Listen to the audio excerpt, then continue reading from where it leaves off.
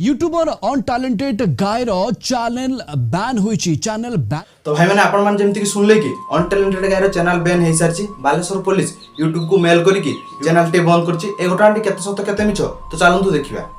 मैंने जेमति कि देखि पारते मो मोबाइल टे ओपन करली ओपन करी यूट्यूब के जाउची यूट्यूब ए ओपन हला देखन तो सर्च करची अनटैलेंटेड गाय चैनल देखो तुम तो सर्च कले देखिपे आपण मैंने चैनल टी ना बालेश्वर पुलिस डिलीट कर सारी मेल करके यूट्यूब को घटनाटी सत्य न्यूज भाइराल एवं हो न्यूज सत्य देखिपे आपण मैंने तार मेन चैनल टी ना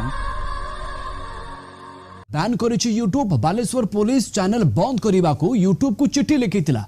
बैन पर चैनल रु समस्त अश्लील रोस्ट वीडियो को हटा जाइछि।